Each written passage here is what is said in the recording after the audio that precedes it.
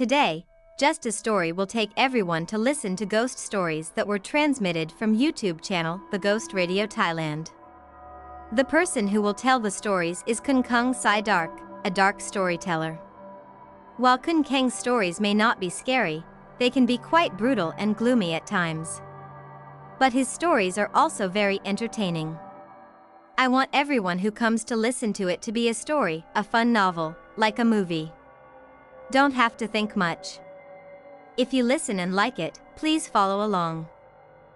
The story goes back 35 years ago when Khun Keng's auntie and Khun Keng's mother were working in Malaysia. From here on, will be referred to as Auntie Dum and Mother.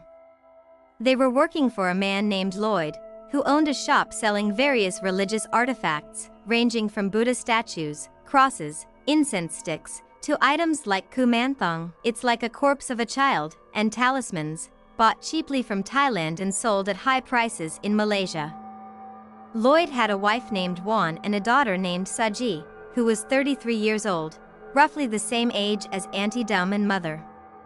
They all worked together at Lloyd's shop, which was located in the heart of Kuala Lumpur, during a time when the city was undergoing a lot of construction.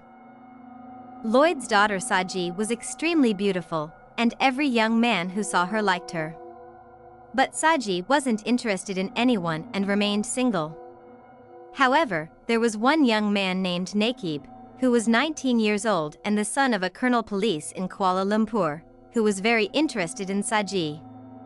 He persistently pursued her, but she never reciprocated his feelings. One day, Nakib found out a secret that Lloyd had hired illegal foreign workers, which were Auntie Dum and Mother, even though their work visas had expired. Nakib then sneaked into Saji's room and threatened her, saying he would tell his father and have the immigration authorities arrest Auntie Dum and Mother unless Saji agreed to be with him.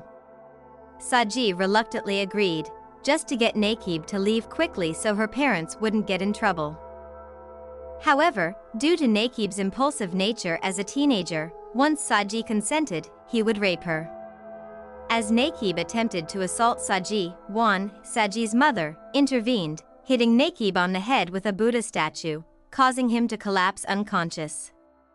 Auntie Dum and Mother rushed in, witnessing Wan trembling in the corner and realizing that Nakib had passed away. The four people were shocked and told Lloyd. Lloyd thought that if he reported it to the police, Wan would definitely be hanged because Nakib was the son of a high-ranking police officer, and the laws in Malaysia were very harsh. The only way to do it was to cover up the body, destroy the evidence, and then find an opportunity to flee to Thailand. So they all helped to bury the body. Wan and Auntie Dum dug a hole in the backyard, while Lloyd, Saji, and Mother carried the body and buried it. But as they were covering up the hole, it turned out that Nakib was still alive and begging for help.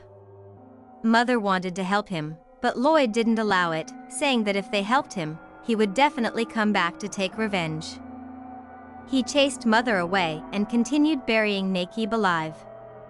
After burying him, they discussed that Nakib's father would surely come looking for him in 2 to 3 days, so they had to plan how to deal with it.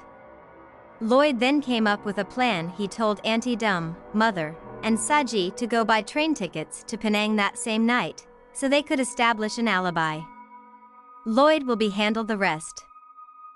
As expected, Nakib's father came looking for him 3 days later because they found Nakib's car parked near Lloyd's house, and someone in the neighborhood mentioned that Nakib often flirts with Saji.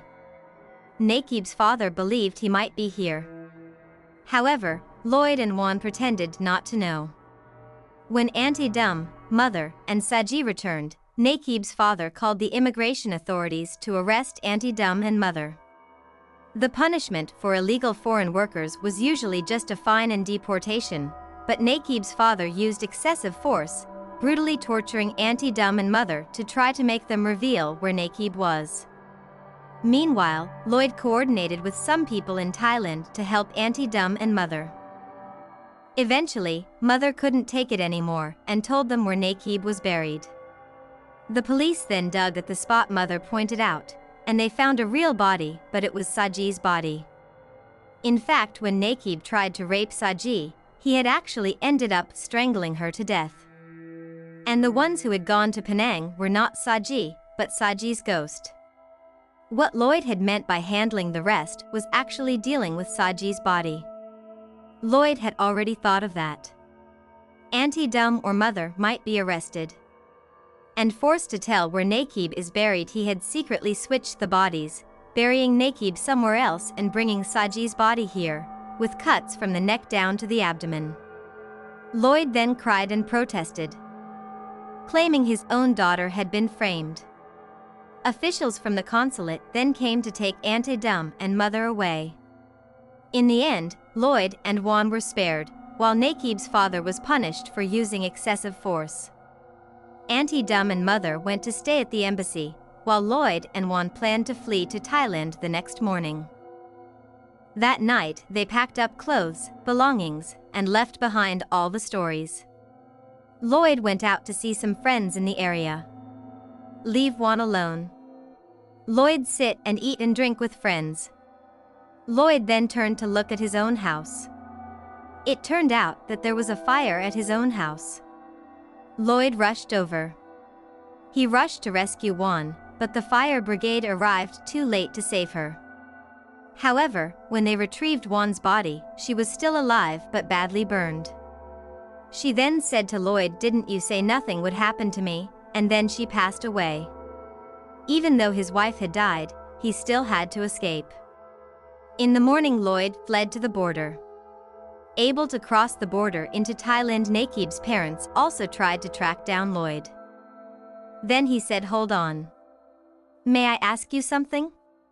After all, we don't have the power to arrest you." Nakib's parents continued, "Every time someone comes to ring the doorbell at the front of the house or someone called, he still thinks that the child will come back. Can you tell me if he must continue to wait for his child? Or if my son has no life, please tell me so that I can perform the ritual for Nakib." Lloyd didn't say anything. Lloyd considers apologizing to Nakib's father. But Lloyd didn't know what to say because at that time Lloyd had to protect his own family first. But Lloyd told Nakib's father to rest easy because the person who harmed your child has now paid for his karma. Then he walked into the border checkpoint where Mother and Auntie Dum were inside.